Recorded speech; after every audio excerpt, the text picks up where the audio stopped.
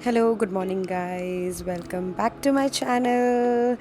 तो चलो, मैं तो चाय पी रही हूँ, आप लोगों को भी दिखा करके एक सिप पी लेती हूँ।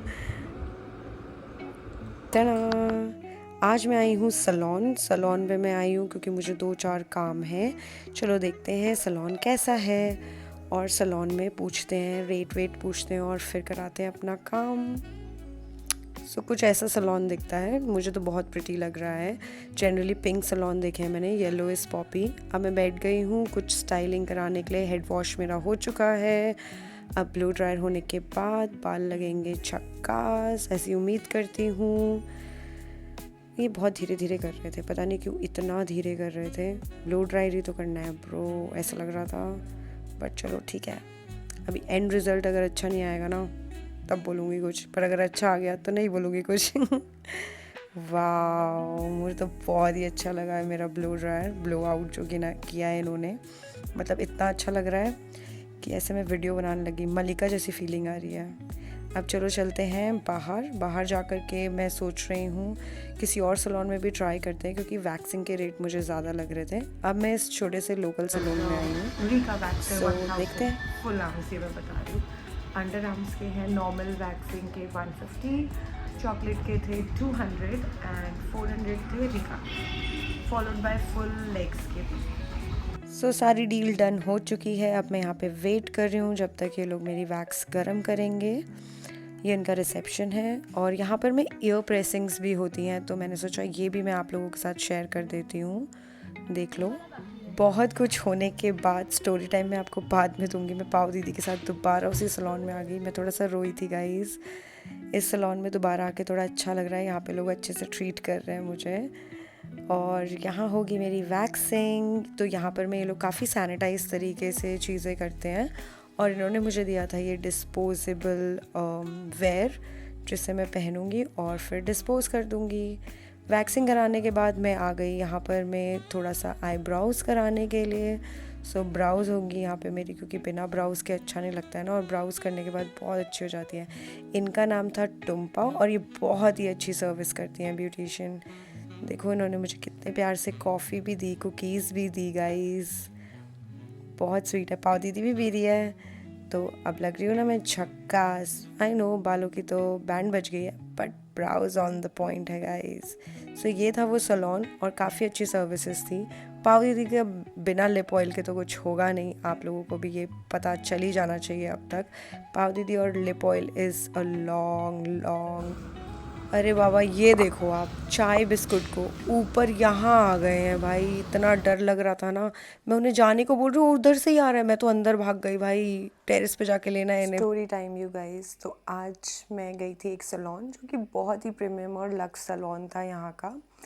तो वहाँ पर मैं क्या था, प्राइसिंग या रेट वगैरह जो था वो थोड़ा सा एक्सपेंसिव था कंपैरेटिव टू जैसे हमारे लोकल सलोन्स होते हैं। तो वहाँ पे मैंने हेयर स्टाइलिंग, हेयर वॉश सब करवा लिया। उसके बाद मैंने सोचा कि मैं वैक्सिंग प्राइसिंग पूछती हूँ।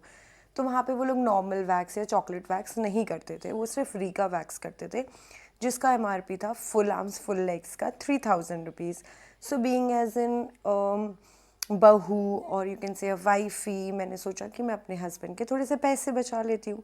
I went to this local salon named edge backstage, जहाँ पर मैं वो लोग अपना सारा वो सब कुछ जो भी मैंने आप लोगों को डिटेल्स बताया वो सब कर रहे थे। एंड देन उनका भी जो मेरे को नॉर्मल वैक्स था वो मेरे को कॉस्ट कर रहा था समवेयर 1800 to 2000 रुपीज़। तो मैंने सोचा चलो ठीक है, अगर 1000 का भी डिफरेंस आ रहा है and I can save some money, तो मैं वो कर लेती हूँ। 1000 रुपीज़ में मैं कुछ और में खर्चा कर लूँगी। थिंकिंग ऑफ द फैक्ट, मैंने लाइफ में पहली बार पैसे बचाने की कोशिश करी होगी। मतलब शादी के बाद मैं दो चार चीज़ों में पैसे बचाने की कोशिश कर रही हूँ। अपनी मम्मी के वहाँ तो मैं कभी सोचा भी नहीं कि ये ज़्यादा पैसे हो रहे हैं या वो छोटे पैसे हो रहे हैं या कम पैसे हो रहे हैं, वट एवर इट वॉज। तो मैंने ऐसा सोचा, मैं वहाँ पर मैं जाती हूँ एंड द स्टाफ, रिसेप्शनिस्ट तो कोई थी नहीं वहाँ पे, या मैनेजर तो कोई आई नहीं थी वहाँ पे, स्टाफ ही थी वो। देवर टू स्टाफ, एक थोड़ी छोटी थी एंड पतली थी, एक थोड़ी लंबी थी, लाइक 6'5" 6" उसकी हाइट होगी, एंड उनकी बिल्ड भी थोड़ी ब्रॉड थी। तो वो बहुत ही ज़्यादा येल करके मुझसे बात करी। तो मतलब पहले तो येलिंग नहीं करी उन्होंने, फर्स्ट तो आई आस्क्ड हर क्या प्राइसिंग है क्या नहीं है। तो उनका जो तरीका था मुझसे बात करने का वो मुझे थोड़ा वियर्ड और रूड लगा, बट होता है ना कभी कभार मॉर्निंग में फर्स्ट कस्टमर हो, वो सो क्यूट के I, I gave all the benefit of doubts to her. और could be that she is having a bad day और उनको बॉडी एक हो रहा है या टमी एक हो रहा है, being as a girl to a girl, मैंने वो भी बेनिफिट ऑफ डाउट उन्हें दिया।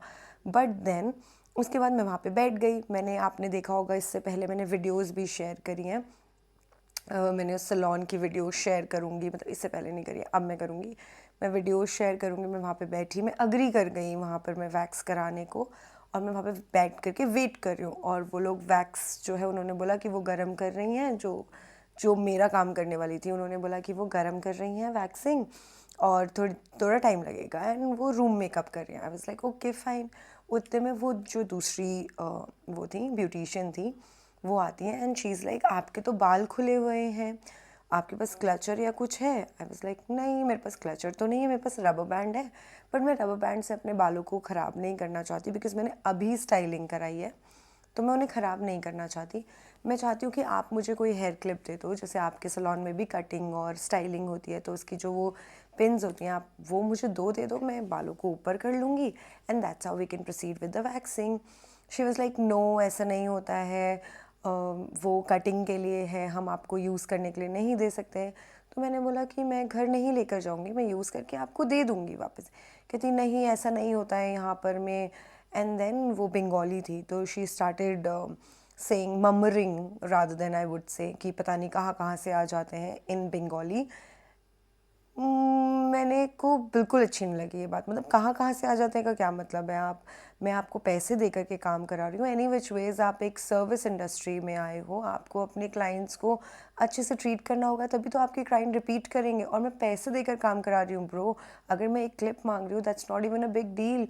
मेरी मॉम के पास सैलून है, मुझे पता है how clients are suppose to be treated. मैं खुद सर्विस इंडस्ट्री का पार्ट रह चुकी हूँ, मैं एविएशन में काम कर चुकी हूँ, मैं हॉस्पिटैलिटी में काम कर चुकी हूँ, मैं मतलब मैं कितनी कंपनीज़ का नाम लूँ, मैं आईटीसी मौर्या में काम कर चुकी हूँ, मैं गीतांजलि सैलून की मैनेजर रह चुकी हूँ। So I know how it works. And then she started teaching me कि कितना हाइजीन होता है, कितना नहीं होता है। तो मैंने उनको प्यार से बोला, मैंने बोला आप मुझे मत सिखाओ, अगर आपको नहीं देना है मैं अपना रबर बैंड बांध लूँगी। वहाँ पर भी ठीक था। तो वो कह रही मैं कहाँ सिखा रही हूँ, मैं सिखा रही हूँ तुमको, लाइक लिजिट उसने ऐसे बोला।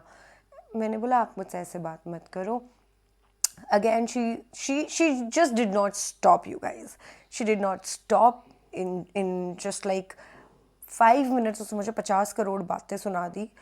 मैं I just got up from my couch, जहाँ पे मैं बैठी हुई थी, मैं वहाँ से उठ करके मैं गेट की तरफ जाने लगी। तो उसने फिर पीछे से बोला हाँ हाँ ऐसे क्लाइंट मुझको भी नहीं चाहिए, and she use the word FO, like Bengali में बोका, and then some word was there, मुझे याद नहीं आ रहा, बट बोका आई रिमेंबर, बिकॉज बोका का मतलब पागल भी होता है। So she use some word and she said to F off. I am like what, like this is how you treat. मैंने पलट करके लिटरली बोला ऐसे आप क्लाइंट से बात करते हो, आपके पास कोई क्लाइंट नहीं आएगा अगर आप ऐसे बात करते हो तो। And I left and I felt so bad just because मुझे बंगाली बोलनी नहीं आती, आप मुझसे इस तरीके से बात करोगे। जब मैं आपसे इंग्लिश से बात कर रही हूँ, आपको इंग्लिश बोलनी नहीं आ रही है, तो मैंने तो आपका मजाक नहीं उड़ाया। मैं अगर हिंदी में बात कर रही हूँ, व्हाट डज दिस मीन, ये हिंदुस्तान है, आपको बल्कि हिंदी आनी चाहिए। इस स्टेट के हर स्टेट के मेंबर को हिंदी आनी चाहिए, बिकॉज हिंदी ही हमारी मातृभाषा है। अलग अलग स्टेट में अलग अलग रिलीजन के कारणवश अलग अलग भाषाएं हैं।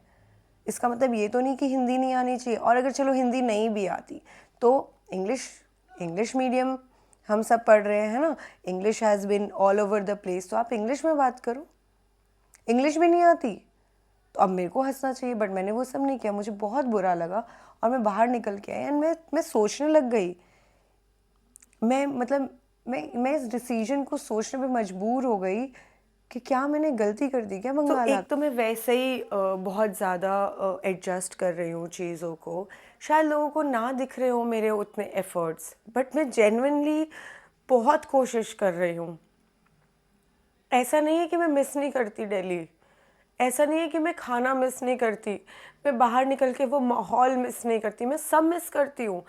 बट वो कहते हैं ना लड़की को तो अपना घर छोड़ करके आना ही होता है। मैं इतनी दूर आ गई हूँ, मैं सिर्फ अपना पढ़ती थी, मैं कपड़े मैं कुछ काम नहीं करती थी मेरे घर पे, सब कुछ मेरी मम्मी करती थी। मेरे को प्रिंसेस ट्रीटमेंट मिलता था।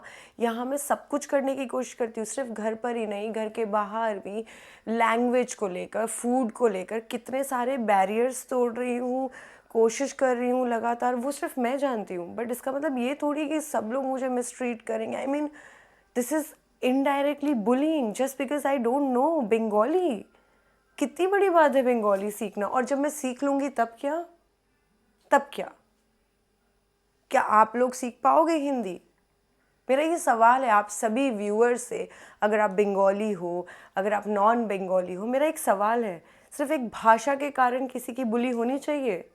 किसी को गाली मिलनी चाहिए? लाइक लिजिटली कोई मुझे गाली, मुझे बस इतना पता है वो गाली है, उसका मुझे मीनिंग भी नहीं पता है, बट मुझे गाली क्यों पढ़नी चाहिए जस्ट बिकॉज मुझे बंगाली नहीं आती? सीरियसली 2025 में हम आ चुके हैं जहाँ पर हमने इतनी सारी चीज़ों के बारे में देख लिया है। काइंडनेस इज़ अ थिंग, हमें कोरोना ने सिखा दिया है कि लोगों से ज़्यादा कुछ इम्पॉर्टेंट नहीं है। आपको काइंड होना है, आपको अच्छा होना है, आपको सबके साथ मिल कर के रहना है। हर बार कोई नई किसी बड़े इंसान की, किसी इन्फ्लुएंसर की, या किसी ऐसे इंसान की जिसे हम बहुत प्यार करते हैं, हमारे फैमिली मेम्बर की, तो हमें ये समझ आता है ना हम सब कुछ यहीं छोड़ के जाएंगे। तो फिर किस बात का एटीट्यूड और ईगो, किस बात का घमंड? मुझे नहीं पता। तो आज मैंने ये एक और चीज़ सीखी है, लोग तो ऐसे ही रहेंगे, एडजस्ट तो करना होगा, क्योंकि भागना और क्विटिंग करना तो मेरी मम्मी ने एटलीस्ट मुझे नहीं सिखाया है। तो अगर बंगाली इतनी बड़ी बात है, और अगर मैं जल्द ही आप लोगों के पास बंगाली बोलते हुए नहीं आई, तो मेरा नाम भी दिव्या, नानू नहीं। और बात, मैं फ़्लाइंग टाइम पर मैं बहुत सारी जगह रही हूँ। मैं मुंबई रही हूँ, बैंगलोर रही हूँ, त्रिवेंद्रम रही हूँ, और यहाँ पर मैं लेजिट मतलब पूरा घर बार अपना सजा करके रही हूँ। मैं मुंबई रही हूँ 6 मंथ्स, मैं त्रिवेंद्रम रही हूँ अप्रॉक्सीमेटली 6 मंथ्स, मैं बैंगलोर रही हूँ अप्रॉक्सीमेटली 8 मंथ्स, और मैं बहुत मतलब, और आउटसाइड इंडिया की तो मैं बात ही नहीं करना चाहती। मैं सिर्फ इंडिया की बात करना चाहती हूँ, because it's all about language barrier, right? Nobody was rude ever, ever this way. मतलब हर जगह तो सलोन तो जाना ही हुआ होगा ना मेरा। I am a girl and I was a cabin attendant, तो मेंटेन तो रखना ही था खुद को, और मुझे मेंटेन रखने की आदत है, that's how. Nobody was rude ever. This is the first time ever position क्या है और आपका काम क्या है और आप ऐसे बात कर रहे हो। अगर आपको किसी चीज़ से प्रॉब्लम है, you take a day off man. You have no right to speak to anybody like this and disrespect someone like that.